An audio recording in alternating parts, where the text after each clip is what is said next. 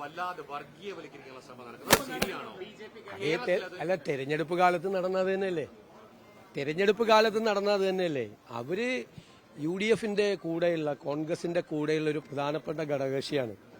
ഈ വിജയത്തിൽ നിർണായകമായ പങ്കുവഹിച്ചൊരു കക്ഷിയാണ്.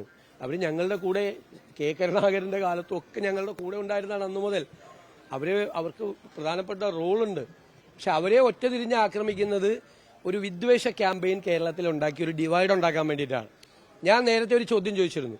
കേരളത്തിന്റെ പൊതുസമൂഹത്തോട് എനിക്കുള്ളൊരു ചോദ്യമാണ്. ഇന്ത്യൻ യൂണിയൻ മുസ്ലിം ലീഗ് ദുർബലമായാൽ ആ സ്പേസ് ആരും കൊണ്ടുപോകും? വർഗീയ ശക്തികൾ കൊണ്ടുപോകും. അതിനെ തടുത്തു നിർത്തുന്ന ഒരു പൊളിറ്റിക്കൽ പാർട്ടി കൂടിയാണ് ഇന്ത്യൻ യൂണിയൻ മുസ്ലിം ലീഗ്.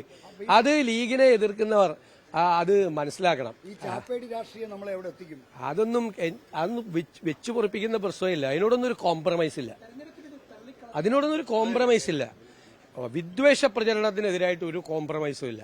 സെക്യുലർ നിലപാടിന്, മതേതര നിലപാടിന് ഒരു കോംപ്രമൈസും ഇല്ല. തെരഞ്ഞെടുപ്പ് കാലത്ത് കോംപ്രമൈസ് ചെയ്തിട്ടില്ല. പിന്നെയാണ് ഇനി തെരഞ്ഞെടുപ്പ് കഴിഞ്ഞിട്ട് കോംപ്രമൈസ് ചെയ്യാൻ പോണ. ഒരു കോംപ്രമൈസും ഇല്ല. കേരളത്തെ ഭിന്നിപ്പിക്കാൻ സമ്മതിക്കില്ല.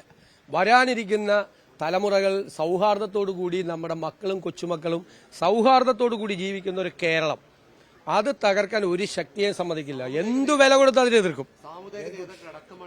അല്ല, അവരത് പറയരുതെന്നാണ് എന്റെ വിനയപൂർവ്വമായ അഭ്യർത്ഥന. എന്നെ വ്യക്തിപരമായി പറഞ്ഞു.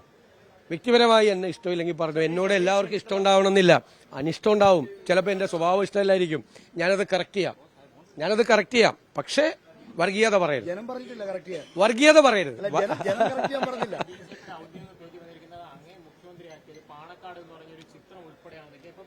അല്ല, BJPയുടെ പരിപാടി എന്താണ്? വിദ്വേഷ പ്രചരണമാണ്. ദേശീയ തലത്തിലും സംസ്ഥാന തലത്തിലും അത് ചെയ്തുകൊണ്ടിരിക്കുകയാണ്. വിദ്വേഷ പ്രചരണം നമ്മളെ ഭിന്നിപ്പിക്കാനാണ്. ഇപ്പൊ നിങ്ങളുടെ കൂട്ടത്തിൽ എത്ര മതവിഭാഗങ്ങളിൽപ്പെട്ട ആളുകളുണ്ട്? നിങ്ങൾ എത്ര ഇതാണ് ഇടയ്ക്കിടയ്ക്ക് ഈ മൈക്ക് വയ്ക്കുമ്പോൾ ഒരു തള്ളലല്ലാതെ ഭയങ്കര സ്നേഹബന്ധവും ഹൃദയബന്ധവും നിങ്ങൾ തമ്മിലില്ലേ? വിവിധ സ്ഥാപനങ്ങളിൽ വർക്ക് ചെയ്യുന്നവർ. അതിലൊരു ഭിന്നിപ്പുണ്ടായാലും ഒന്ന് സങ്കല്പിച്ചു നോക്ക്. എനിക്ക് ഇമാജിൻ ചെയ്യാൻ പോലും പറ്റില്ല. അതൊന്നും സമ്മതിക്കില്ല കേരളത്തിൽ.